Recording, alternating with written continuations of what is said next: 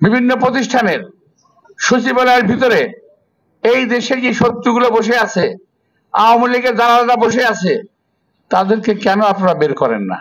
আমি যদি বলি যে তাদের কাছ থেকে আপনারা অবৈধ সুবিধা পাচ্ছেন, এই কারণে বলেন না?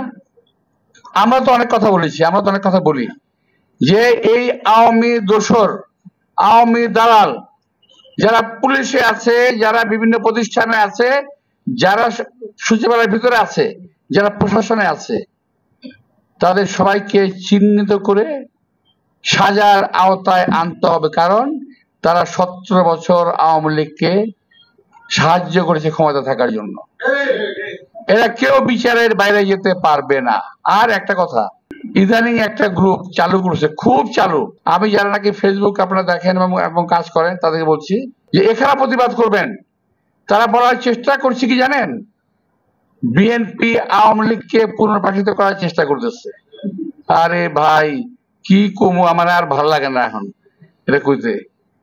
আরে ভাই 17টা বছর এদের যন্ত্রণায় পাগল হয়ে গেছি, পরিবার পরিজন সহ অশান্তিতে ভুগেছি, অসুস্থ হয়ে পড়েছি, অকালে বৃদ্ধ হয়ে গেছি, অনেক পরিবার ধ্বংস হয়ে গেছে বিএনপির এই আওয়ামী লীগের অত্যাচারে।